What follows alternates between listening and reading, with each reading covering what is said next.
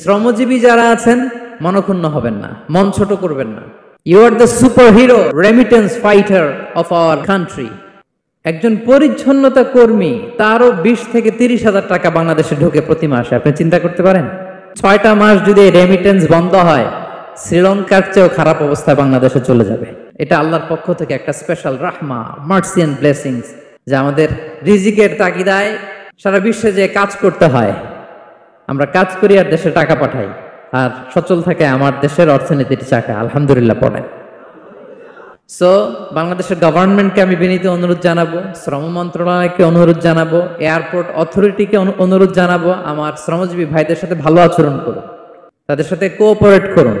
বিশেষ করে যতগুলো দূতাবাস আছে, আমার শ্রমজীবী ভাইদের যে কোনো কাজকে অগ্রাধিকার ভিত্তিতে আপনারা সার্ভিস দিন।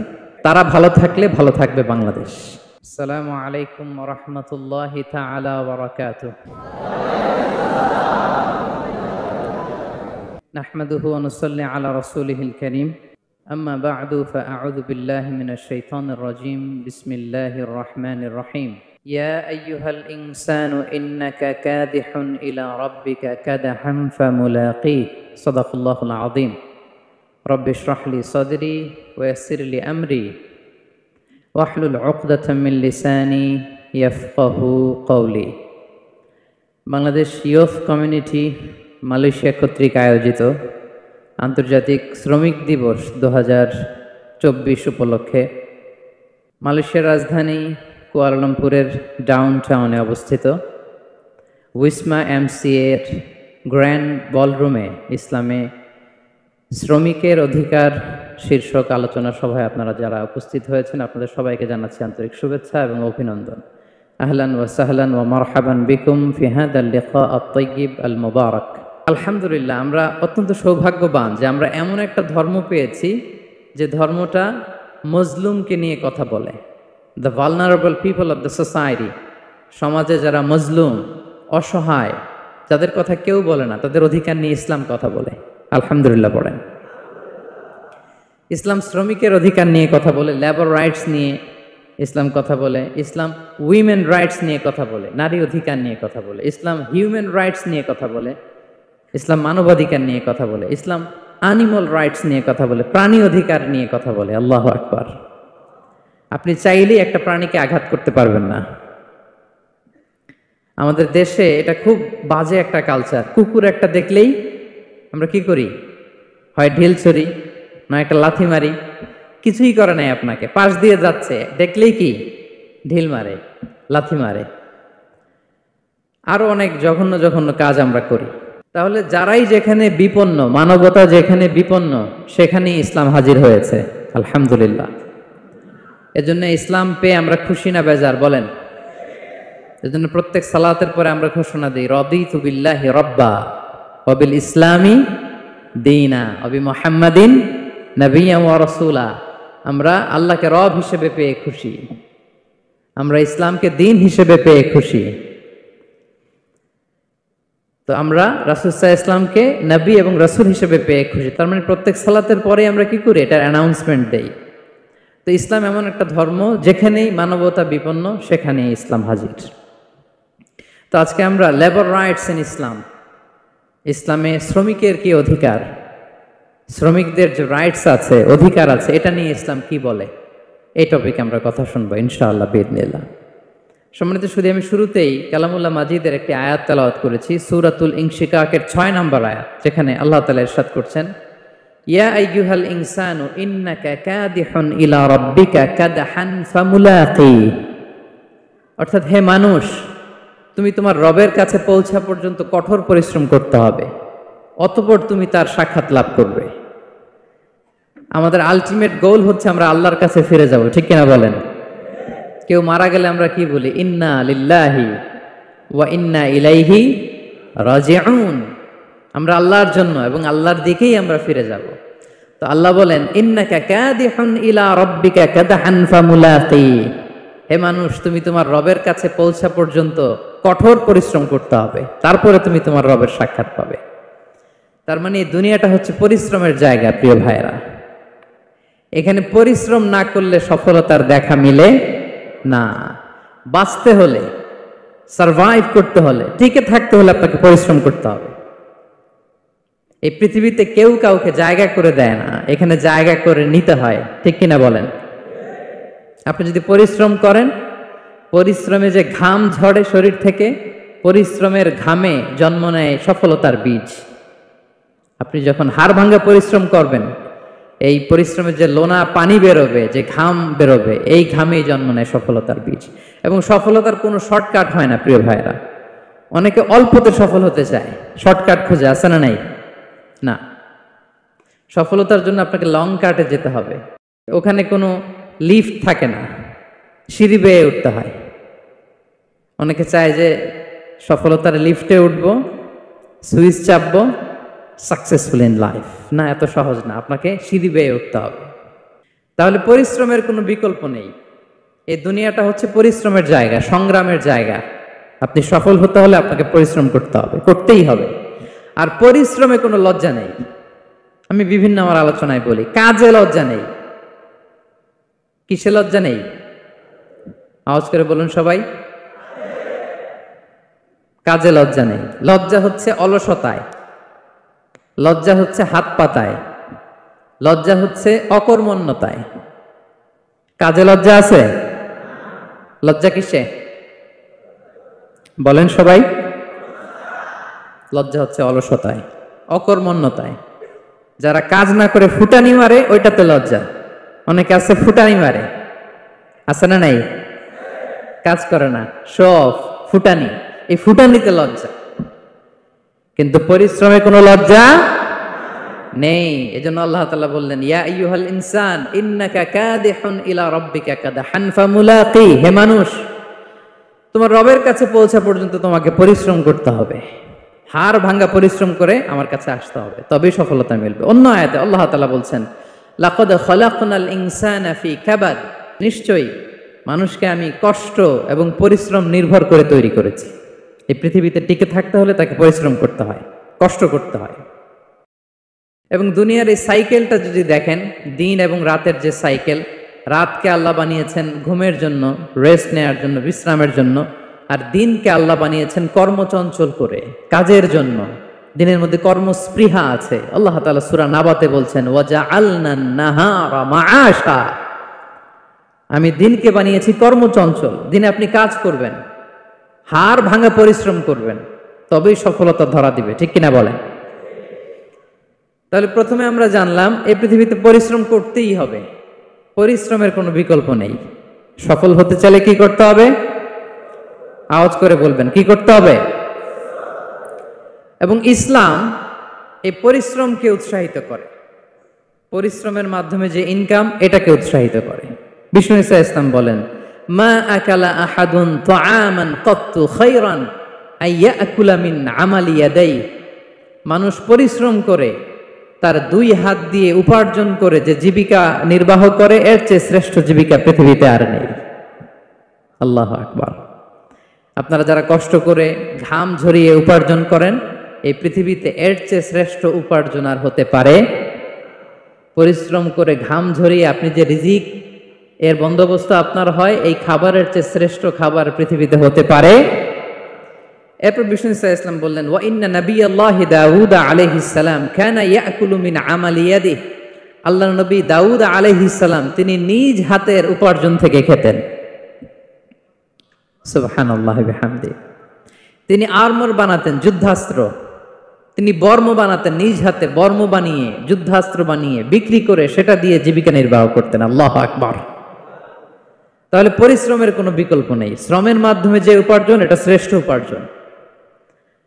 তাই শ্রমজীবী যারা আছেন, মনক্ষুণ্ণ হবেন না, মন ছোট করবেন না। You are the super hero,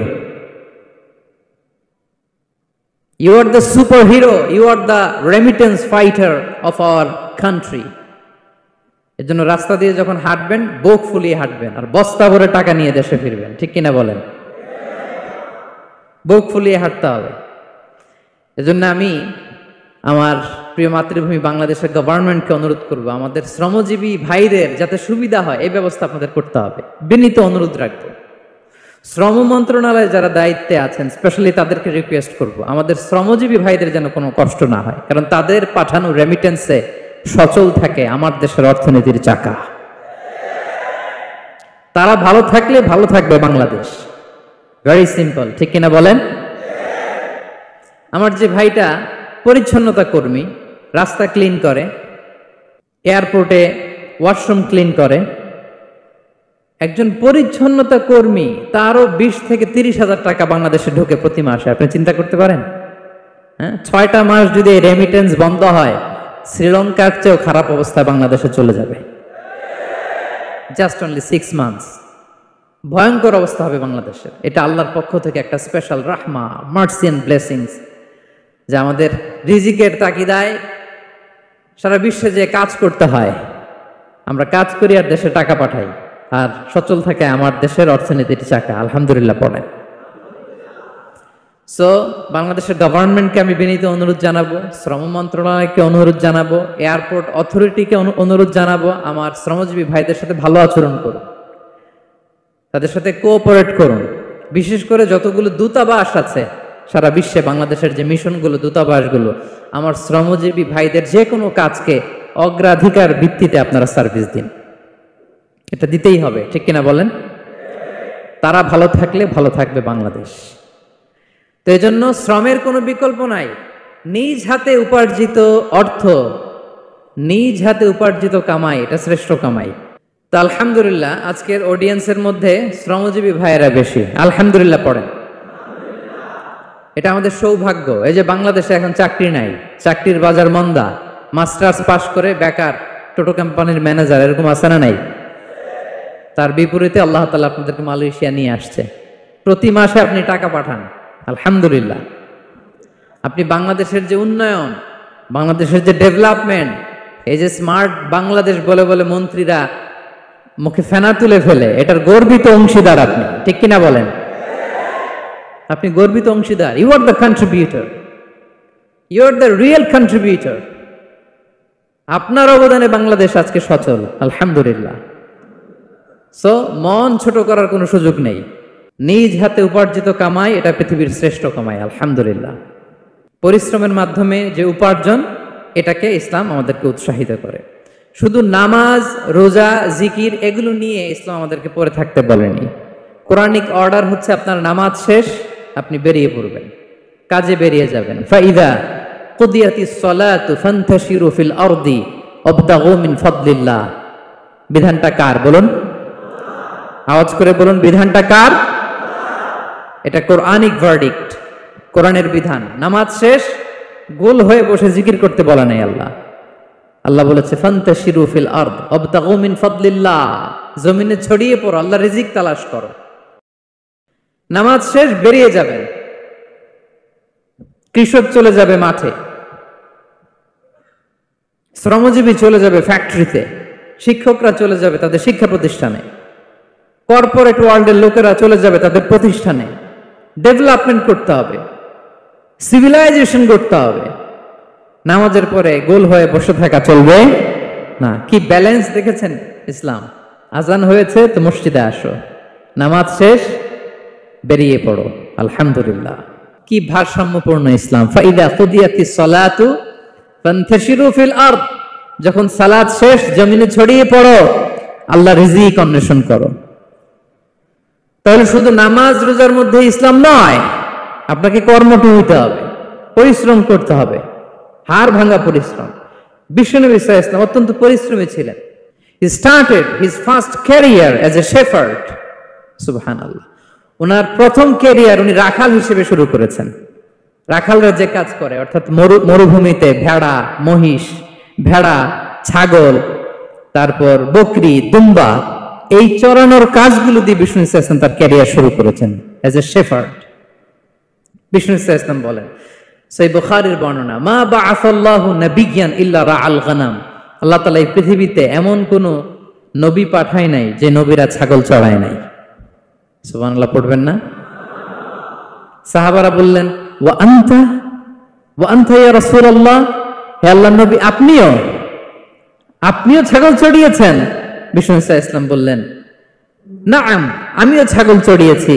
ওয়া কুনতু আরআহা আলা কারারিত লি আহলি মক্কা, আমি অল্প কিছু মজুরির বিনিময়ে, অল্প কিছু টাকার বিনিময়ে, সামান্য কিছু পারিশ্রমিকের বিনিময়ে মক্কার লোকদের ছাগল চড়িয়ে দিতাম। সুবহানাল্লাহ পড়েন। ছাগল হচ্ছে খুব প্যারা প্রাণী, ডানে টানলে বায়ে যায়, বায়ে টানলে ডানে যায়। তাদেরকে একসাথে করা অ্যাজ এ শেফার্ড, এটা মরুভূমিতে খুব কষ্টের কাজ। আল্লাহ তাআলা প্রত্যেক নবীকে দিয়ে ছাগল চড়িয়েছেন যাতে করে কিছুদিন পরে নবীরা মানুষ চড়াতে পারে। সুবহানাল্লাহ। আল্লাহ বুঝাতে চাইলেন এখন ছাগল চড়াও, এদের উপর যদি কন্ট্রোল নিতে পারো তাহলে মানব জাতির উপর কন্ট্রোল নিতে পারবো। আল্লাহু আকবার। এজন্য প্রত্যেকটা নবীকে দিয়ে, সহিহ বুখারীর বর্ণনা, মা বাআসাল্লাহু নাবিয়্যান ইল্লা রাআল গানাম, আল্লাহ পৃথিবীতে এমন কোন নবী পাঠায় নাই যেই নবীকে দিয়ে আল্লাহ ছাগল চড়ায় নাই। তো বিষ্ণু সাল্লাল্লাহু আলাইহি ওয়াসাল্লাম ছাগল চড়িয়েছেন, অত্যন্ত সুঠাম দেহী ছিলেন, কর্মঠ ছিলেন। তার মানে বিষ্ণু সাল্লাল্লাহু আলাইহি ওয়াসাল্লামও পরিশ্রম করে উপার্জন করেছেন, ঠিক কিনা? ছাগল চড়াতেন, তার বিনিময়ে সামান্য কিছু পারিশ্রমিক নিতেন, মজুর নিতেন, এতে লজ্জা নাই। এজন্য এই কথা দিয়ে শুরু করেছে যে কাজে লজ্জা নেই। এই তো বিষ্ণু সাল্লাল্লাহু আলাইহি ওয়াসাল্লামের ক্যারিয়ার গেল। আমরা যদি সাহাবাদের জীবনী দেখি, ওনারাও পরিশ্রমী ছিলেন। কেউ খেজুর বাগানে কাজ করতেন, কেউ কৃষি কাজ করতেন, কেউ বাজারে ব্যবসা করতেন, কেউ বসে থাকেন নাই। হাড় ভাঙা পরিশ্রম করেছেন প্রত্যেকটা সাহাবা। তারা আমাদের মডেল, তারা আমাদের সুপার হিরো, তারা আমাদের আইকন, ঠিক কিনা? নবীরা আমাদের মডেল, সাহাবারা আমাদের মডেল।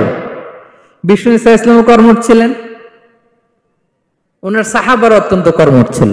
কেউ বসে থাকতেন না, পরিশ্রম করতেন, হাড় ভাঙা পরিশ্রম করতেন, উপার্জন করতেন। তারা আমাদের জন্য প্রেরণার বাতিঘর। অনেক সাহাবাদের বায়োগ্রাফি থেকে আপনাদেরকে ঘটনা শেয়ার করা যাবে। আমি একজন সাহাবার জীবনী শোনাবো আপনাদেরকে। আব্দুর রহমান ইবনে আউফ রাদিয়াল্লাহু তাআলা আনহু। 10 জন জান্নাতের, দুনিয়াতে বসে যে 10 জন সাহাবা জান্নাতের সুসংবাদ পেয়েছেন তাদের মধ্যে একজন, আলহামদুলিল্লাহ বলেন। আব্দুর রহমান ইবনে আউফ রাদিয়াল্লাহু তাআলা আনহু প্রথম 8 জন মক্কায় যারা কালিমা পড়ে মুসলমান হয়েছে তাদের একজন। তার স্ট্যাটাসটাকে জেনে নেন। তো তিনি যখন মক্কা থেকে হিজরত করে মদিনায় গেলেন, মনে রাখবেন মক্কা থেকে যে সাহাবারা বাড়ি ঘর ছেড়ে হিজরত করেছে তাদেরকে বলে মুহাজির, মানে হিজরতকারী সাহাবা।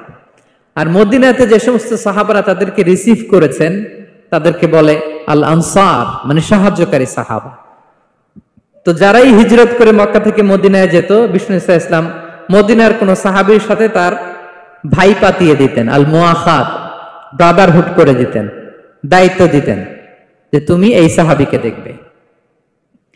তো আব্দুর রহমান ইবনে আউফ রাদিয়াল্লাহু তাআলা আনহু যখন হিজরত করে গেলেন, তার দেখভাল করার জন্য যে সাহাবীর দায়িত্ব পড়ল তার নাম হচ্ছে সাআদ ইবনে রাবিয়া, আনসারী সাহাবী রাদিয়াল্লাহু তাআলা আনহু। বিষ্ণু বললেন, সাআদ, আব্দুর রহমান ইবনে আউফ তোমার ভাই, ভাই বানিয়ে দিলেন। কি বানিয়ে দিলেন?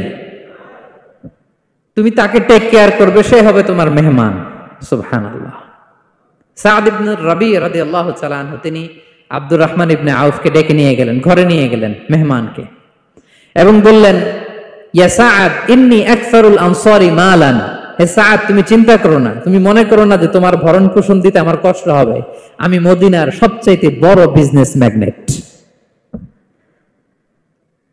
সবচাইতে বড় বিজনেস ম্যাগনেট আমি। No tension, don't worry about it. Tension নিও না, আসো, তোমার জন্য আমার কি প্রপোজাল শোনো। ফাআকসিমু লাকা নিসফা মালি, আমার যত সম্পদ আছে আমি অর্ধেক তোমারে দিয়ে দেব। সুবহানাল্লাহ। এত আসতে আপনার বাড়িতে কেউ মেহমান হলে করতে পারবেন এরকম? আল্লাহ, কেমন প্রেরণার বাতিঘর তারা। ফাআকসিমু নিসফা মালি, হে আব্দুর রহমান ইবনে আউফ, আমার অর্ধেক সম্পদ তোমারে দিয়ে দিব। এখানেই শেষ না, এরপর বলতে লাগলেন, আমার অনেকগুলো স্ত্রী আছে, তুমি কোথায় যে মেয়ে খুঁজবা, প্রস্তাব দিবা, এত ঝামেলার দরকার নাই। আমার কোন স্ত্রীকে তোমার ভালো লাগে বলো, তার যদি তোমাকে ভালো লাগে তাহলে প্রয়োজনে তাকে আমি ডিভোর্স দিয়ে দিব, তাকে নিয়ে তুমি সুখের সংসার করবা। আল্লাহু আকবার, আল্লাহু আকবার। অর্ধেক সম্পদ দিয়ে দিব, আমার একাধিক স্ত্রী আছে, কাউকে যদি তোমার পছন্দ হয় এবং সেও যদি তোমাকে পছন্দ করে, প্রয়োজনে তাকে ডিভোর্স দিব। New life, new career, just go on. আমরা এই সুযোগ পেলে কি করতাম? সাথে সাথে অর্ধেক সম্পদ নিয়ে নিতাম, ঠিক কিনা? আব্দুর রহমান ইবনে আউফ প্রেরণার বাতিঘর, উনি কি করলেন? উনি বললেন, লা হাজাতা লি ফি যালিক। আমার ভাই, তুমি যে বলছো সাদ ইবনে রবি, তুমি যে এত চমৎকার প্রপোজাল দিয়েছো, এতেই আমি খুশি। তোমার কোনো কিছুর আমার দরকার নাই। বারাকাল্লাহু লাকা ফি আহলিকা ওয়া মালিক। আল্লাহ তোমার সম্পদেও বরকত দেখ, আল্লাহ তোমার পরিবারেও বরকত দেখ। তবে একটা কষ্ট করতে হবে, সেটা কি? আব্দুর রহমান ইবনে আউফ বললেন, দুল্লানি ইলা সুক, just show me the way to market. মদিনার বাজারটা কোথায় এটা একটু দেখায় দাও। আমি নতুন মানুষ, পথঘাট চিনি না।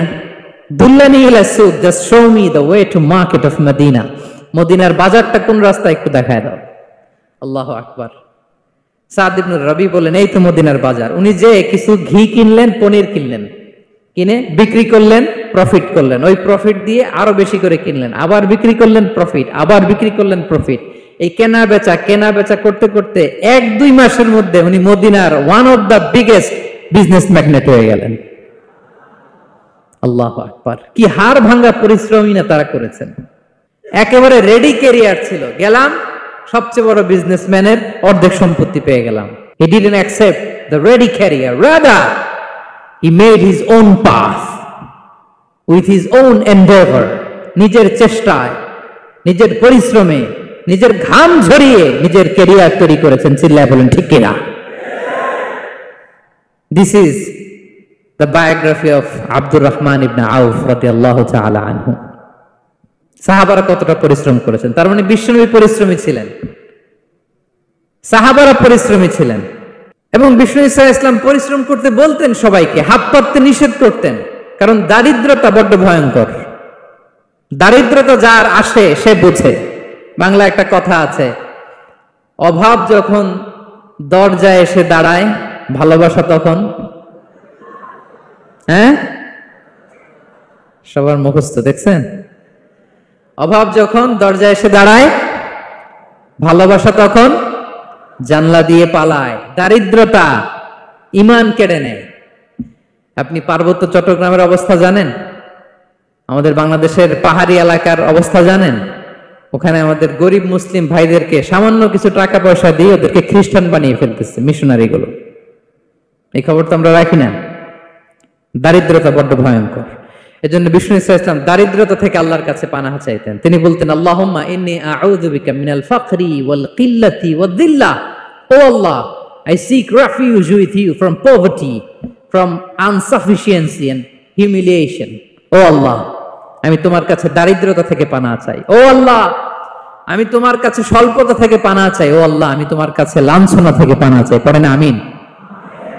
এই দোয়াটা বেশি বেশি পড়বেন। আল্লাহুম্মা ইন্নী আউযু বিকা মিনাল ফাকরি ওয়াল কিল্লাতি ওয়াদ-দিল্লাহ। হে আল্লাহ, আমি দারিদ্রতা থেকে পানাহ চাই। আল্লাহ, স্বল্পতা থেকে পানাহ চাই। আল্লাহ, লাঞ্ছনা থেকে পানাহ চাই। সবাই পড়ুন আমিন। বিষ্ণু ঈসা ইসলাম যে দোয়াগুলো শিখিয়েছেন, এগুলো হচ্ছে very precise in wording but comprehensive in meaning. শব্দে খুব ছোট, কিন্তু অর্থ মানুষের হৃদয়ে এটার আবেদন অনেক ব্যাপক, অনেক বেশি। আপনি সারাদিন মিলিয়েও দোয়ার মধ্যে এত সুন্দর প্রার্থনা বাক্য তৈরি করতে পারবেন না। কিন্তু বিষ্ণু ঈসা ইসলাম এক বাক্যে যেটা চেয়েছেন, গোটা দুনিয়াটা এর ভেতরে ঢুকে গিয়েছে।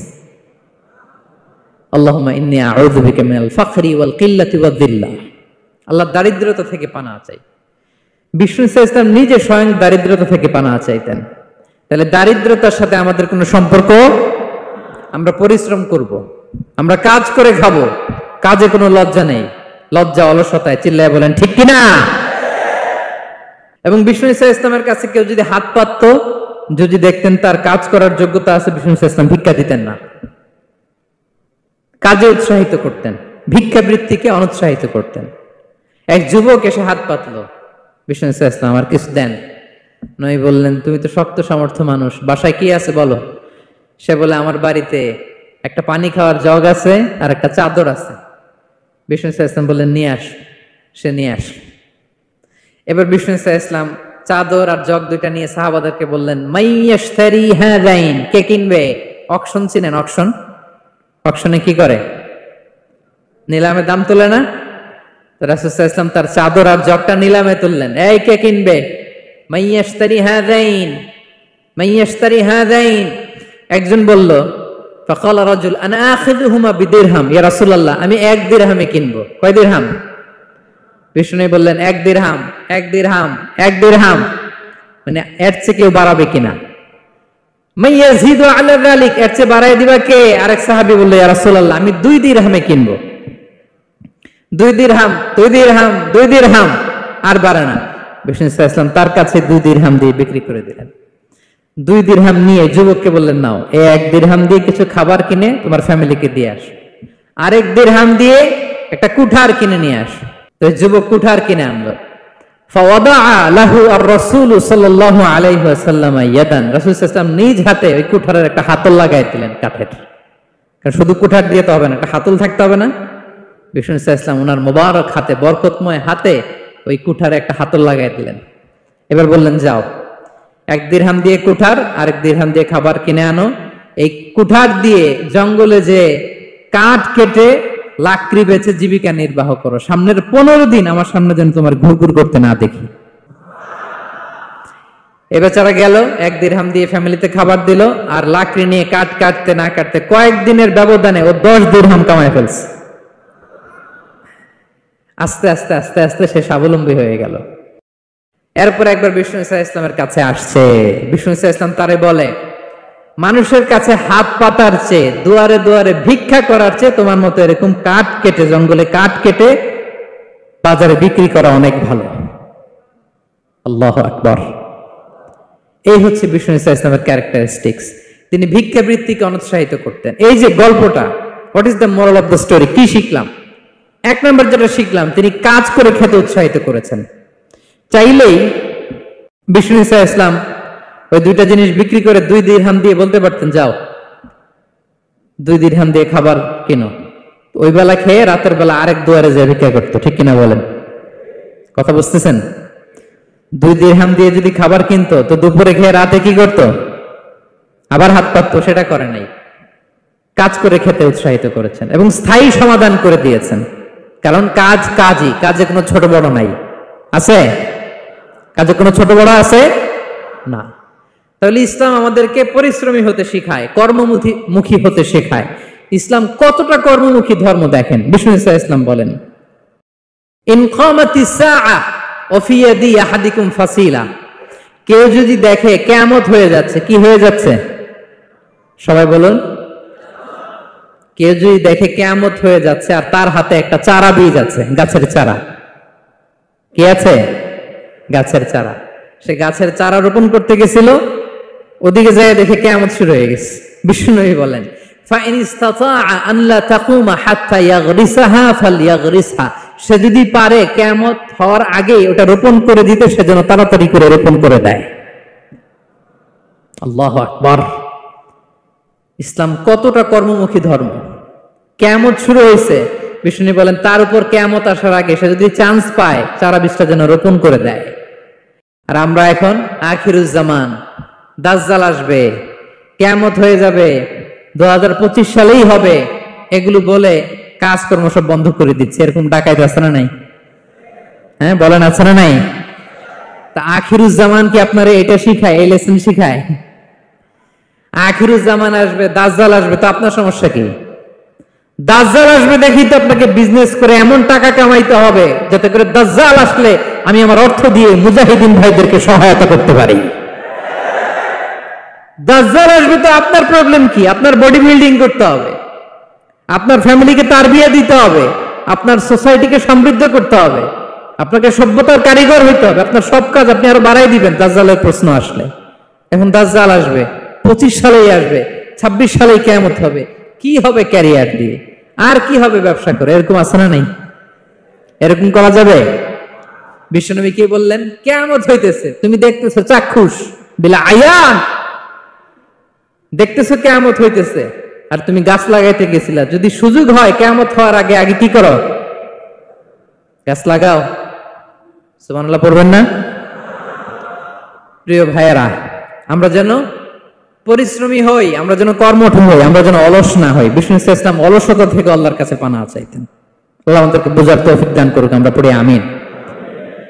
আল্লাহর নবী সাল্লাল্লাহু আলাইহি ওয়াসাল্লাম শুধু পরিশ্রম করতে বলেছেন এমন নয়, তিনি পরিশ্রমীদেরকে পছন্দ করতেন। এক সাহাবীর সাথে তিনি মুসাফা করলেন, দেখলেন হাতটা বড্ড খসখসে। তিনি শ্রমজীবী সাহাবী। এটা যখন তিনি শুনতে পেলেন, তিনি পরম মমতায় আলতো করে ওই শ্রমিক সাহাবীর হাতে তিনি চুমু খেলেন। আল্লাহু আকবার। এবং ওনার আন্ডারে যারা কাজ করত তাদের সাথে বিষ্ণু ইসা ইসলামের যে আচরণ, ওনার যে শ্রমিক, ওনার যে খাদেম, তাদের সাথে বিষ্ণু ইসা ইসলামের যে ডিলিং শুনলে আপনি অবাক হয়ে যাবেন। আপনি কারো ব্যাপারে যদি রিয়েল ইনফরমেশন চান, আপনি কয়েকটা জায়গায় নক করতে হবে। এক নাম্বার, ধরেন যে একজন বড় সাহেব, তার আসল তথ্য যদি চান তার বউকে জিজ্ঞেস করেন। কারে জিজ্ঞেস করবেন? ওয়াইফকে জিজ্ঞেস করবেন, স্ত্রীকে, আসল তথ্য পাবেন। 2 নাম্বার, তার বাড়ির দারোয়ানকে জিজ্ঞেস করবেন। কাকে? 3 নাম্বার, তার ঘরের কাজের বুয়া, সব জানে উনি, ওই কাজের বুয়া থেকে রিপোর্ট নেবেন, ঘরে যে কাজ করে।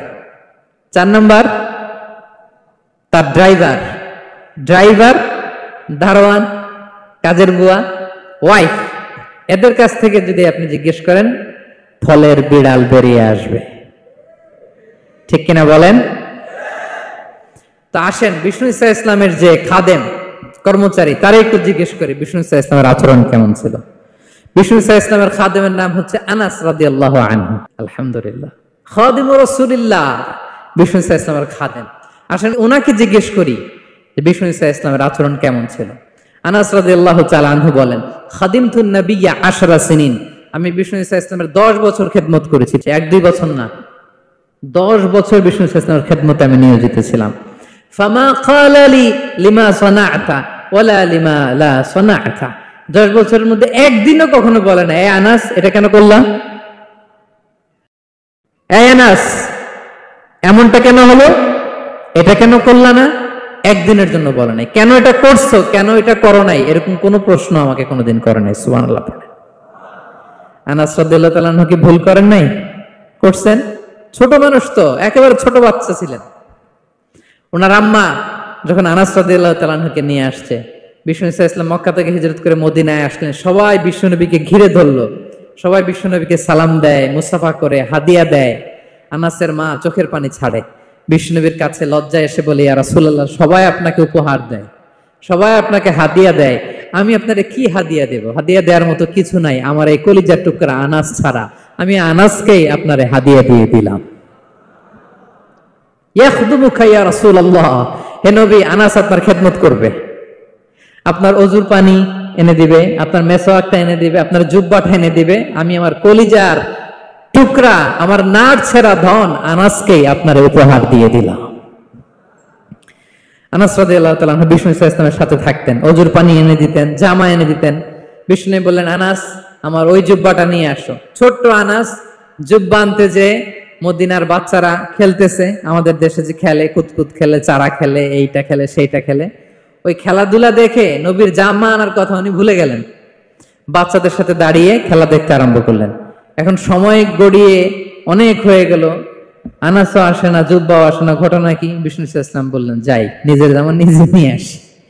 তো বের হলেন, যে দেখে সর্বনাশ, আনাসকে পাঠাইছি জুব্বা আনতে, আনাস দেখি এদিকে খেলার মধ্যে মগ্ন হয়ে আছে। বিষ্ণু ইসলাম কিছুই বললেন না, চুপ করে যে উনিও আনাসের পিছনে এভাবে দাঁড়িয়ে রইলেন, কিছুই বলে না। তো আনাস খেলা একবার এদিকে দেখে, একবার ওদিকে দেখে, একবার এদিকে ঘুরতে ঘুরতে হঠাৎ দেখে পিছনে কে? স্বয়ং বিশ্বনবী। আল্লাহ, বিশ্বনবীর দেখে তো আনাস রাদিয়াল্লাহু তাআলার কলিজাটা এখানে চলে আসছে, ভয়। হায় হায়, আজকে খবর আছে। হায় হায়, আমার না যুদ্ধ আনতে বলছিল, আমি কি কাজ করলাম? ভয়ে আটকে উঠছে। বিষ্ণু ইসা ইসলাম ধমক দেয় নাই, পেট্টি দেয় নাই, কিছু করে নাই, শুধু একটা মুচকি হাসি দিয়েছে। আনাস রাদিয়াল্লাহু তাআলা আনহু বলে, বিশ্বনবীর সেই দিনের মুচকি হাসির শাসন মৃত্যুর আগ পর্যন্ত আমাকে সোজা রাস্তায় রেখেছে, আর ডানে বায়ে করি নাই কোনোদিন। তার মানে শাসন করতে জানলে ব্যাট মারা লাগে না, শাসন করতে জানলে গায়ে হাত তোলা লাগে না, শাসন করতে জানলে মুচকি হাসি দিয়ে শাসন করা যায়। ঠিক কিনা বলেন? বিশ্বনবীর মুচকি হাসির শাসন আনাস রাদিয়াল্লাহু তাআলা আনহুকে আজীবন সোজা রাস্তায় রেখেছে। তাহলে শ্রমজীবীদেরকে বিষ্ণু ইসলাম কতটা সম্মান করতেন, শ্রদ্ধা করতেন, ভালোবাসতেন, বুঝতে পারছেন সবাই? প্রিয় ভাইয়েরা, লেবার রাইটস ইন ইসলাম, ইসলামের শ্রমিকের অধিকার। শ্রমিকদেরকে ইসলাম কমপক্ষে 7টা অধিকার দিয়েছে। কয়টা? 1 নাম্বার, ইসলাম একজন শ্রমিককে প্রথম যে অধিকারটা দিয়েছে সেটা হচ্ছে কাজ শেষে, শ্রম শেষে তার পারিশ্রমিকের অধিকার, মজুরি পাওয়ার অধিকার, কাজ শেষে বেতন পাওয়ার অধিকার। কাজ করেছেন তো আপনি বেতন পাবেন, এটা আপনার অধিকার। বেতন বা পারিশ্রমিক এটা একটা কর্মজীবীর অধিকার। আপনার কোম্পানির মালিক যে আপনার বেতন দেয়, এটা কি দয়া করে? করুণা। তো এটা যদি করুণা হয়, সে যে আপনার কাজ করে দেয়, এটাও তো করুণা। এটা তো আর বড় করুণা, কি বলেন? আপনি যে স্যালারি পে করেন, এটা যদি করুণা হয়, সে যে পরিশ্রম করে, সে তো আর বড় করুণা করে আপনারে। তার কারণে তো আপনার কোম্পানি টিকে আছে, ঠিক কিনা বলেন? তাহলে এটা করুণা নয়, এটা শ্রমিকের অধিকার। এবং বিশ্বনবী সাল্লাল্লাহু আলাইহি ওয়াসাল্লামের সেই ঐতিহাসিক বাণী, তিনি বলেছেন, আ'তুল আজীরা আজরাহু ক্বাবলা আন ইয়াজিফা আরাকু। ঘাম শুকিয়ে যাওয়ার আগে শ্রমিককে তার পারিশ্রমিক বুঝিয়ে দাও। সুবহানাল্লাহ, বিশ্বনবীর ঐতিহাসিক বাণী। এখন জাতিসংঘ আমাদেরকে শিখায় যে শ্রমিকের মজুরি দিতে হবে, অন টাইমে দিতে হবে, স্যালারি দিতে হবে, এই করতে হবে, সেই করতে হবে। মানবাধিকারের কর্মীরা আমাদেরকে শিখায়। তারা শিখানোর 1500 বছর আগে বিশ্বনবী সাল্লাল্লাহু আলাইহি ওয়াসাল্লামের ঐতিহাসিক বাণী, তিনি বলেছেন, আ'তুল আজীরা আজরাহু ক্বাবলা আন ইয়াজিফা আরাকু। শ্রমিকের ঘাম শুকাবার আগে তার মজুরি পেমেন্ট করে দাও। সুবহানাল্লাহ ওয়া বিহামদিহি। ঘাম শুকিয়ে যাওয়ার আগে, মানে অন টাইম, দ্রুততম সময়ে শ্রমিককে তার মজুরি দিয়ে দাও, তার বেতন দিয়ে দাও। যারা শ্রমিককে তার পারিশ্রমিক অন টাইমে দেয় না, স্যালারি অন টাইমে পে করে না, টালবাহানা করে, গরিমসি করে, তাদের ব্যাপারে বিষ্ণু সাল্লাল্লাহু আলাইহি ওয়াসাল্লাম কি বলেন? বিষ্ণু বলেন, 3 শ্রেণীর ব্যক্তি, সালাসাতুন আনা খাসমুহুম ইয়াউমাল কিয়ামা। 3 শ্রেণীর ব্যক্তির বিরুদ্ধে আমি বিশ্বনবী কিয়ামতের দিন আল্লাহর কাঠগড়ায় মামলা দায়ের করব। আমি বিশ্বনবী 3 শ্রেণীর ব্যক্তির বিরুদ্ধে আমি বিশ্বনবী আল্লাহর সুপ্রিম কোর্টের কাঠগড়ায় মামলা দায়ের করব। এর মধ্যে 1 শ্রেণীর ব্যক্তি হচ্ছে রাজুলুন ইস্তাআজারা আজীরান ফাস্তাওফা মিনহু ওয়া লাম ইউতিহি আজরা। কোন ব্যক্তি যে শ্রমিক নিয়োগ দেওয়ার পরে তার কাছ থেকে কাজ বুঝে নিয়েছে, কিন্তু তাকে তার প্রাপ্য বুঝিয়ে দেয়নি। এরকম ডাকাত আমাদের সমাজে আছে না নাই? কাজ ঠিকই বুঝে নিচ্ছে, কিন্তু তার প্রাপ্যটা বুঝিয়ে দেয়। বিশ্বনবী বলেন, তার বিরুদ্ধে আমি মামলা দায়ের করব। প্রিয় ভাইরা, বুঝে থাকলে উত্তর দেন।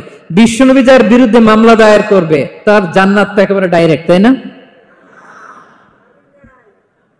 হ্যাঁ, সুন্দর বলছে একজন, তার কোনো জামিন নাই, ঠিক কিনা বলেন? বিশ্বনবী যার বিরুদ্ধে মামলা দায়ের করেছে, তার জান্নাতে যাওয়া তো দূর কি বাত, সে জান্নাতের ঘ্রাণও তার নাকে ঢুকবে না। চিল্লায় বলেন ঠিক কিনা? এই জন্য খবরদার, শ্রমিককে তার শ্রম নেয়ার পরে তার পারিশ্রমিক দিয়ে দেন, তার ঘাম শুকিয়ে যাওয়ার আগে, মানে অন টাইম। এটা নিয়ে কোনো টালবাহানা করা যাবে, তা না হলে বিশ্বনবী তার বিরুদ্ধে মামলা দায়ের করবে। তার মানে 1 নম্বর অধিকার বুঝে পেয়েছেন? আপনি যে কাজ করেন, কাজের বিনিময়ে যে পারিশ্রমিক পান, যে স্যালারি পান, এটা আপনার অধিকার। এটা করুণা নয়, এটা অনুকম্পা নয়, এটা কোনো দয়া নয়, ইটস ইউর রাইট।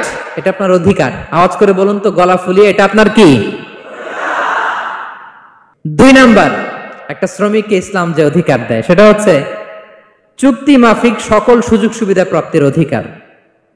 অর্থাৎ একজন এমপ্লয়ার যখন তার এমপ্লয়িকে নিয়োগ করে, একটা এমপ্লয়মেন্ট কন্ট্রাক্ট থাকে না? এমপ্লয়মেন্ট কন্ট্রাক্ট বুঝেন তো? একটা চুক্তিপত্র থাকে, এখানে ফিক্স করা থাকে ওয়ার্কিং আওয়ার্স, কয় ঘন্টা আপনি কাজ করবেন, আপনার জব স্পেসিফিকেশন, কি করবেন কি করবেন না, আপনার স্যালারির ব্যাপারে থাকে, কত স্যালারি দিবে, কখন দিবে, আবার আপনি ওভার টাইম করলে এক্সট্রা পে করবে, আপনি রেগুলার কাজ করলে ঘন্টায় per hour 20 ringgit, over time করলে 40 রিঙ্গিট। তারপর আপনি কখন ব্রেক নেবেন, একটা ব্রেক থাকে না, যে এই টাইমে একটা ব্রেক দিতে হবে, এগুলো মিউচুয়াল আন্ডারস্ট্যান্ডিং এ এমপ্লয়মেন্ট কন্ট্রাক্টে থাকে। আপনি হলিডে কখন করবেন, ছুটি থাকতে হবে। টানা 7 দিন কাজ করানো যাবে বলেন? না, আন্তর্জাতিকভাবে এটা নিষিদ্ধ। টানা 7 দিন কোনো কাজ নাই, 1 দিন তার হলিডে থাকতে হবে, তার অ্যানুয়াল লিভ থাকতে হবে। Right to rest and leisure, বিশ্রামের একটা সময় লাগবে। এই যে 1 মে আন্তর্জাতিক শ্রমিক দিবস, এটা শুরু হয়েছে কিভাবে? ইউনাইটেড স্টেটস অফ আমেরিকার শিকাগোতে 1986 সালে এই কাজের বিরুদ্ধে তারা আন্দোলন করেছিল। টানা 7 দিন তাদেরকে দিয়ে গাদার মতো খাটানি খাটাতো, দাসের মতো তাদের সাথে আচরণ করা হতো। তারা আন্দোলন শুরু করেছিল, 8 জনকে গুলি করে নিহত করা হয়েছিল। সেখান থেকে এই মে দিবস। কিন্তু বিশ্ব ইসলাম 1500 বছর আগে এই শ্রমিকদের অধিকারের ব্যাপারে সোচ্চার ছিলেন। আলহামদুলিল্লাহ বলেন। তাহলে right to rest and leisure, UDHR, universal declaration for human rights, এগুলো সব নির্ধারিত আছে। তার মানে একজন শ্রমিকের 2 নম্বর অধিকার হচ্ছে চুক্তি অনুযায়ী সকল সুযোগ সুবিধা প্রাপ্তির অধিকার। আপনার চুক্তি করছেন, আপনি এটা দিবেন, কিন্তু কাজের পরে আপনি ফ্যাসিলিটি দিচ্ছেন না, এটা করা যাবে? বলেন, করা যাবে?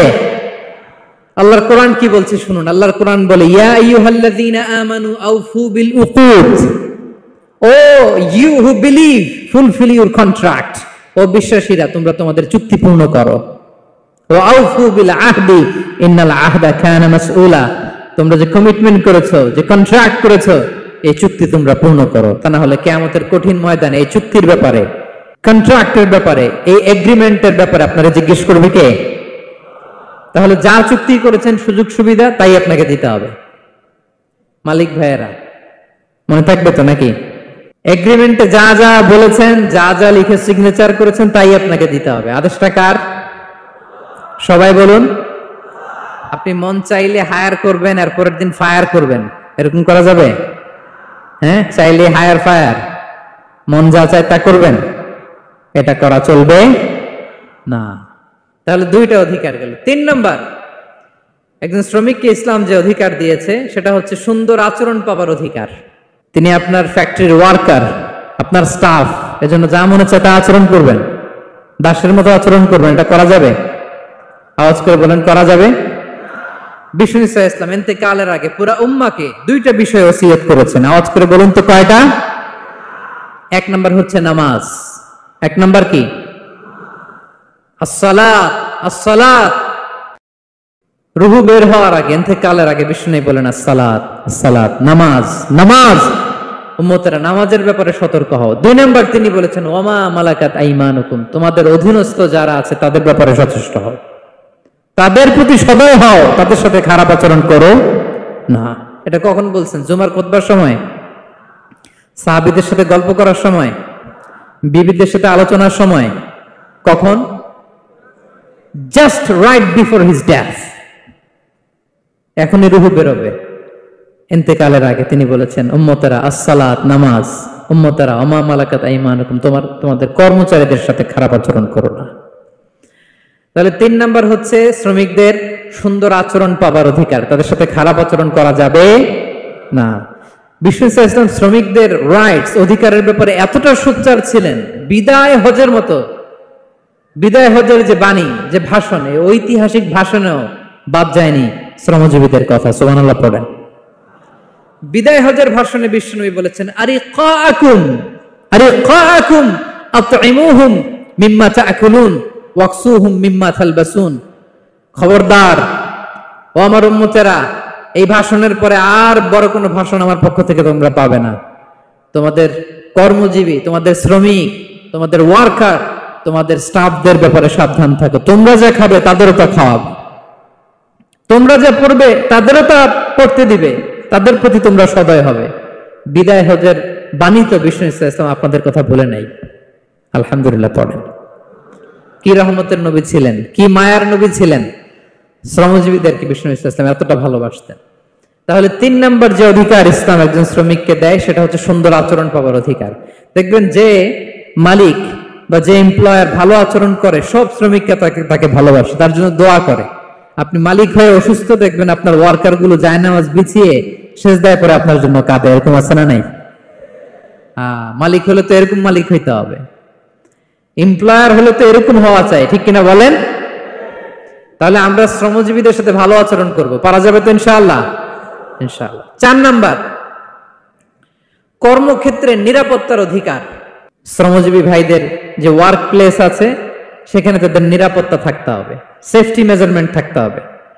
অনেক জায়গায় দেখি আয়রন ফ্যাক্টরি গুলোতে যারা কাজ করে, আল্লাহু আকবার, আপনারা ভিডিও ক্লিপসে দেখবেন যে কি ভয়ঙ্কর সেখানকার অবস্থা। ডিহাইড্রেশনে এক একজন অসুস্থ হয়ে যায়। সেখানে তাদের পর্যাপ্ত পানির ব্যবস্থা নাই, এটা নাই সেটা নাই। এমন এমন ফ্যাক্টরিতে আমাদের অনেক ভাইরা কাজ করে, কেমিক্যাল ফ্যাক্টরি, মাস্কও নাই। এরকম ডাকাইত আছে না নাই? কেমিক্যাল ফ্যাক্টরিতে যারা কাজ করবে এদেরকে মাস্ক দিতে হবে, এদেরকে হ্যান্ড গ্লাভস দিতে হবে। নির্মাণ শ্রমিক যারা আছে তাদেরকে হেলমেট দিতে হবে। প্রত্যেকটা ফ্যাক্টরিতে ফায়ার এক্সটিংগুইশার লাগবে, আগুন লাগলে অগ্নি নির্বাপক যে যন্ত্র, এগুলোর দরকার আছে না নাই বলেন? গাদার মতো ঢোকার জায়গা নাই, বেরোয়ার জায়গা নাই, সেফ এন্ট্রি নাই, সেফ এক্সিট নাই। হাজার হাজার মানুষ কাজ করে, আগুন লাগলে সব পুরো ছাই। এরকম হয় না প্রিয় ভাইরা? বলেন, আওয়াজ করে বলেন, হয় না এরকম? অহরহ আমরা দেখি বাংলাদেশ। অগ্নি নির্বাপক যন্ত্র নাই, না, এটা করা যাবে না। আগুন লাগলে কিভাবে আপনি আগুন নেভাবেন, কিভাবে তাদের সেফটি সিকিউরিটি এনশিওর করবেন, এগুলো সব আগে থেকে নির্ধারণ থাকতে হবে। তাহলে 4 নাম্বার হচ্ছে নিরাপত্তা অ্যাজ এ এমপ্লয়ার, এটা আপনাকে এনশিওর করতে হবে। 5 নাম্বারে সাধ্যের বাইরে কোনো কাজে বাধ্য না করার অধিকার। সাধ্যের বাইরে কিছু আপনি তার উপর চাপিয়ে দিতে পারবেন, এমন হেভি ওয়ার্কলোড দিতে পারবেন না যেটা তার শরীরে কুলায় না। এরকম ডাকাইতে আছে যে পারে না, তারপরে তার উপর কাজ চাপিয়ে দেয়, আছে না নাই বলেন? বলেন। ওয়ার্কারের স্বাস্থ্যহানি হয়, অঙ্গহানি হয়, এবং এমন ছোট ছোট বাচ্চাদের দিয়ে কাজ করায়, শিশু শ্রম, এটা তো আইনত দণ্ডনীয় অপরাধ। এটা করা যাবে না। এগ্রিমেন্টে, চুক্তিতে আপনি যা করাবেন, যেভাবে করাবেন, যা চান সার্ভিস, ওইটাই করাইতে হবে। এবং আল্লাহর বিধান এটা, লা ইউকাল্লিফুল্লাহু নাফসান ইল্লা উসআহা। আল্লাহ সাধ্যের বাইরে বান্দার উপরও কোনো কিছু চাপিয়ে দেয় না। এটা samely applicable to the worker. Vishnu Islam বলেন, ওয়ালা ইউকাল্লাফু মিনাল আমালি ইল্লা মা ইউতিক। সাধ্যের বাইরে কোন ওয়ার্কারকে অতিরিক্ত কোনো কাজ চাপিয়ে দেয়া যাবে না। ফাইন কাল্লাফাহু, যদি তাকে সাধ্যের বাইরে কোনো কাজ চাপিয়ে দিতে হয়, মা ইয়াগলিবুহু, যেটা তার জন্য কষ্ট হয়ে যায়, ফাল ইউইনহু আলাই, এই কাজে তাকে সাহায্য করতে হবে। মালিক হয়ে আপনার হাত লাগাতে হবে, অথবা এক্সট্রা ম্যান পাওয়ার নিতে হবে, ওয়ার্কফোর্স নিতে হবে। সুবহানাল্লাহ পড়েন। বিশ্বনবী মনে হচ্ছে যেন বর্তমান যে এই যে হাজার হাজার ফ্যাক্টরি, এই কলকারখানা, এই ওয়ার্কারদের দুর্দশাগুলো দেখে দেখে পয়েন্টে পয়েন্টে ধরে ধরে কথা বলেছেন। আল্লাহু আকবার। যদি সাধ্যের বাইরে কিছু চাপিয়ে দিতে হয় তাহলে তাকে সহায়তা করতে হবে। তাহলে 5 নাম্বার শ্রমিকের অধিকার হচ্ছে সাধ্যের বাইরে কোনো কাজে বাধ্য না করার অধিকার। আপনি বাধ্য করতে পারবেন না। কটা গেল? 5টা। মাশাআল্লাহ, খুব মনোযোগী শ্রোতা। 6 নম্বরে শ্রমিকের উপর আল্লাহ যা যা ফরজ করেছেন তা আদায়ের অধিকার দিতে হবে আপনাকে। সালাতের সময় হলে তাকে নামাজ পড়তে দিতে হবে। নন মুসলিম হলে এটা ভিন্ন ইস্যু। তখন আপনি চেষ্টা করবেন একটা মুসলিম কোম্পানিতে যাওয়ার, মুসলিম মালিকের আন্ডারে যাওয়ার, অথবা তাদেরকে সবাই মিলে অ্যাপ্লিকেশন করে বুঝাবেন যে সামান্য ফরজ নামাজটুকু পড়ার অনুমতি, পারমিশন আমরা চাই। কিন্তু কোন মুসলিম এমপ্লয়ার নামাজের জন্য বাধা দিতে পারবে না। রমজান মাসে রোজা রাখা শ্রমিকের জন্য ফরজ না? অনুমতি দিতে হবে। নারী কর্মীদেরকে, যারা নারী কর্মী আছে তাদেরকে পর্দার অনুমতি দিতে হবে, হিজাবের অনুমতি দিতে হবে। মালিক তো দূরের কথা, আমাদের বাংলাদেশে অনেক বিশ্ববিদ্যালয়ের শিক্ষকরাই অনুমতি দেয় না। এরকম ডাকাত শিক্ষক আছে না নাই? এরকম জালেম বাংলাদেশে আছে না নাই? ঢাকা বিশ্ববিদ্যালয় চিন্তা করা যায়, মুসলিমদের টাকা দিয়ে যে বিশ্ববিদ্যালয়, ওখানে আমার বোনেরা পর্দা করে যেতে পারে না, আমার মুসলিম বোনেরা হিজাব পড়তে পারে না, নেকাব পড়তে পারে না। এই অধিকার কি শিক্ষককে দেওয়া হয়েছে? কথা বলেন না। Never, you never can do that. একটা রেগুলার ড্রেস কোড থাকবে, এটা সবাই মানবে। এটার উপরে দিয়ে সে চাদর পরবে না ওড়না পরবে না হিজাব পরবে না ব্লেজার পরবে, এটা নিয়ে নাক গলানোর ক্ষমতা কোনো শিক্ষকের নাই। চিল্লায় বলেন ঠিক কিনা? তাহলে আপনার কর্মস্থলে মুসলিম নারীরা যদি কাজ করে, নারী কর্মীদের জন্য পর্দার ব্যবস্থা করতে হবে। ঠিক কিনা বলেন? হালাল ফুড খাওয়ার ব্যবস্থা থাকতে হবে। ওয়াইন খাওয়ানো যাবে না, ড্রিঙ্কস করানো যাবে না, পর্ক খাওয়ানো যাবে না। ঠিক কিনা বলেন? আপনার কোম্পানিতে আপনার শ্রমিককে দাড়ি রাখতে চাইলে দাড়ি রাখার অনুমতি দিতে হবে। ঠিক কিনা বলেন? দাড়ি রাখা ওয়াজিব। দাড়ি রাখা কি? কোন কোন মতে সুন্নাতে মুআক্কাদা, যেটাই আমরা বলি একজন মুসলিমের জন্য এটা আবশ্যক। দাড়ি রাখতে বাধা দেয়া যাবে? আমাদের বাংলাদেশে দেয়? হ্যাঁ, কোন কোন কোম্পানি দেয়। কোন কোম্পানি দেয় বলেন? হ্যাঁ, আরন। এই পাওয়া গেছে আরন। কিছুদিন আগে দাড়ি রাখবে বলে এক ছেলেকে কর্মচ্যুত করেছে, এরকম আছে না নাই? করা যাবে? করা যাবে বলেন? না, দাড়ি রাখার অনুমতি দিতে হবে, নারীদেরকে হেজাব করার অনুমতি দিতে হবে, এটা অধিকার। এটা অধিকার। শ্রমিকের উপর আল্লাহ তাআলা যা যা ফরজ করেছে এটা আদায়ের অধিকার তাকে দিতে হবে। আলহামদুলিল্লাহ বলেন। 7 নাম্বার, সর্বশেষ, সামাজিক নিরাপত্তা লাভের অধিকার, সোশ্যাল সিকিউরিটি। শ্রমিকের পুঁজি হচ্ছে তার শ্রম, তার জীবন যৌবন সব দিয়ে আপনার ফ্যাক্টরিতে একেবারে শীর্ষে নিয়ে গেল, শেষ জীবনে আপনি মালিক তারে ভুলে গেলেন, এরকম আছে না নাই? নো, তার জন্য সোশ্যাল সিকিউরিটির ব্যবস্থা করতে হবে। অনেক শ্রমিক ভাইরা আছে সারা জীবন ফ্যাক্টরির জন্য কাজ করে শেষ বয়সে দুরারোগ্য ব্যাধিতে আক্রান্ত, তাদের খোঁজ খবর কেউ নেয় না। এটা গভর্নমেন্টের দায়িত্ব। গভর্নমেন্ট ফান্ড থেকে, কোম্পানির ফান্ড থেকে, অথবা কোনো যাকাত ফান্ড থেকে, অথবা কোনো এন্ডাওমেন্ট ফান্ড থেকে, অর্থাৎ ওয়াকাফের ফান্ড থেকে তাদের সোশ্যাল সিকিউরিটির ব্যবস্থা করতে হবে। সামাজিক নিরাপত্তা দরকার আছে না নাই বলেন? এটা আপনাদের অধিকার। এই 7টা অধিকার ইসলাম একজন শ্রমিককে দিয়েছে। তো শ্রমিককে ইসলাম শুধু অধিকারই দিয়েছে, মালিকের কোনো অধিকার নাই নাকি? এবার মালিকরা খেপে উঠছে। এতক্ষণ মালিকরা চুপচাপ, আমি দেখতেছি তো, এতক্ষণ যা যা বলতেছি মালিকরা চুপচাপ শুনতেছে। যখনই বলছি মালিকের অধিকার আছে না নেই, মালিকরা কে আছে?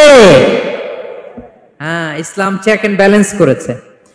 ইসলাম হচ্ছে ভেরি ব্যালেন্সড রিলিজিয়ন, ভারসাম্যপূর্ণ একটা জীবন ব্যবস্থা। শ্রমিকেরও দায়িত্ব আছে। শ্রমিকেরও কি প্রিয় ভাইয়েরা দায়িত্ব আছে। বিষ্ণু ইসলাম বলেন, সালাসাতুন লাহুম আজরান, 3 শ্রেণীর ব্যক্তি আছে যাদেরকে আল্লাহ যে কোনো কাজ করলে ডাবল রিওয়ার্ড দিবে, ডাবল। আপনি নামাজ পড়লে যাওয়া সওয়াব, এক করলে দ্বিগুণ সওয়াব।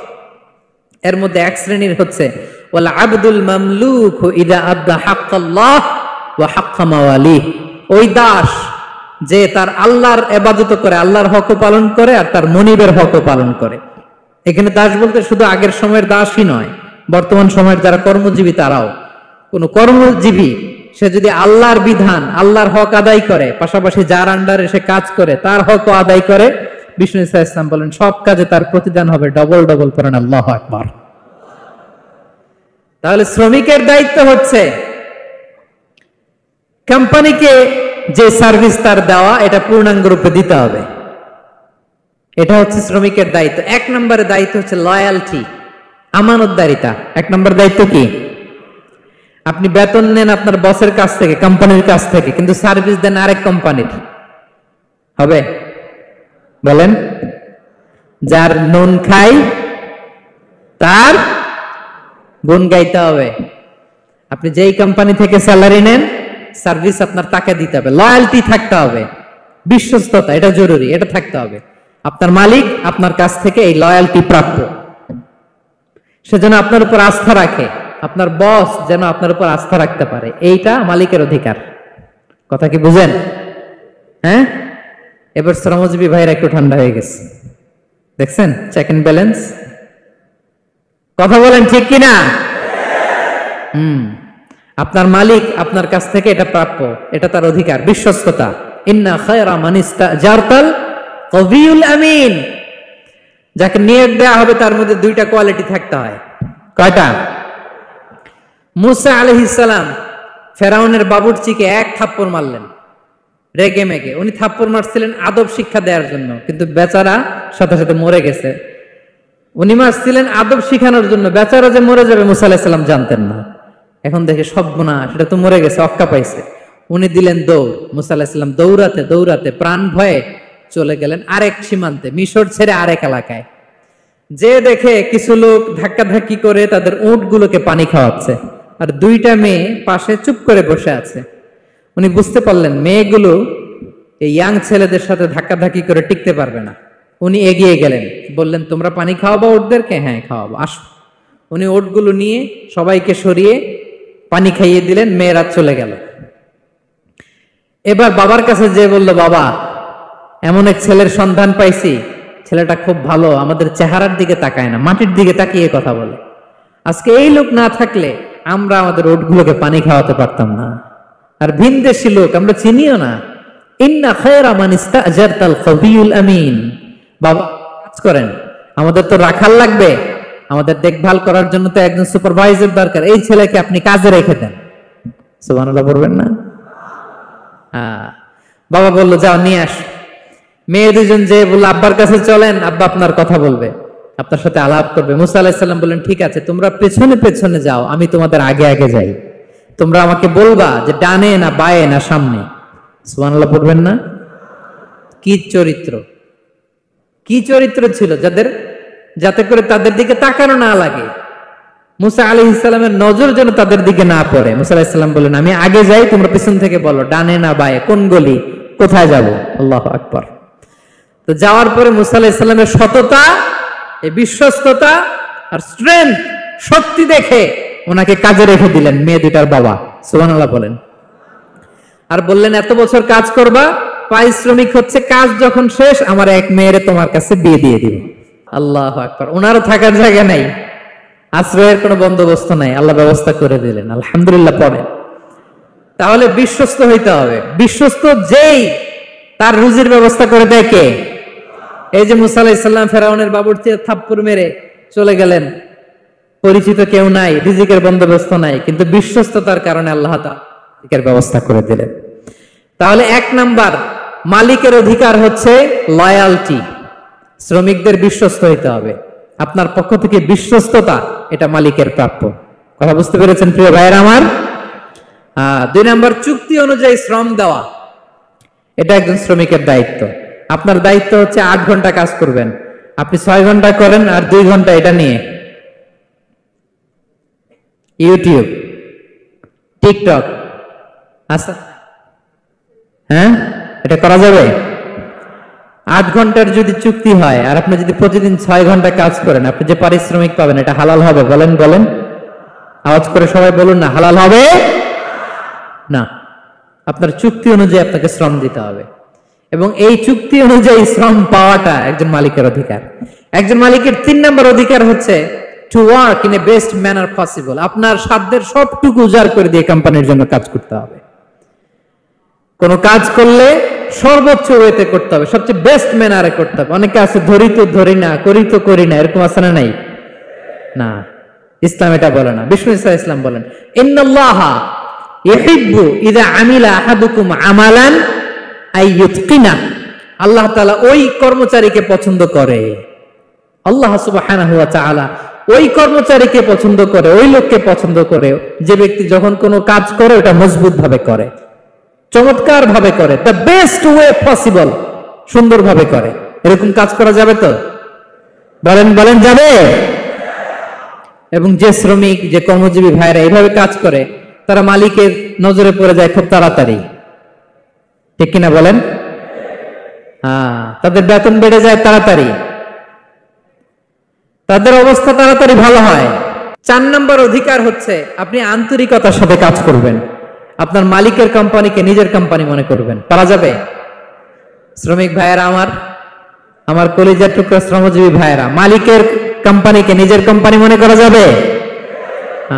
অনেকে দেখবেন যে নিজের গাড়িটা খুব সেফলি ড্রাইভ করে, কিন্তু বসের গাড়ি নিয়ে যখন ড্রাইভ করে তখন আর এই এক্সট্রা কেয়ার নাই। এরকম আছে না? নাই।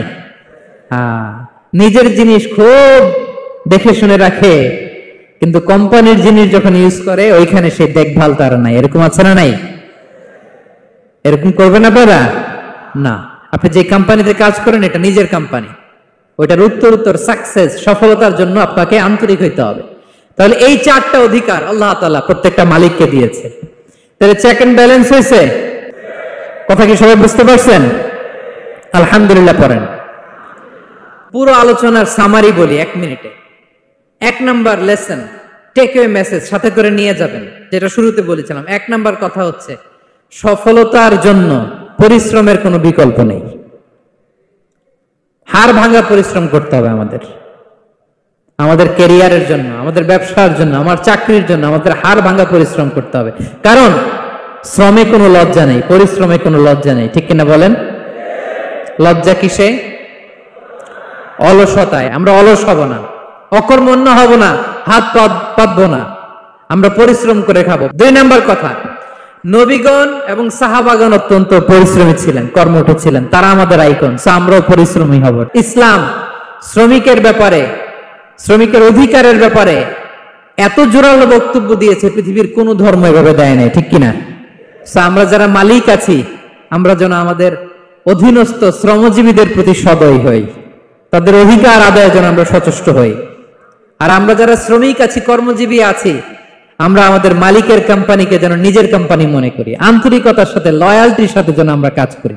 আল্লাহ তাআলা আমাদের কাজে, কর্মে, পরিশ্রমে, ক্যারিয়ারে, চাকরিতে, ব্যবসায় ভরপুর বারাকা দান করুক। আওয়াজ করে পড়ুন আমিন। হাযা মা ইনদি ওয়াল ইলমু ইনদাল্লাহ।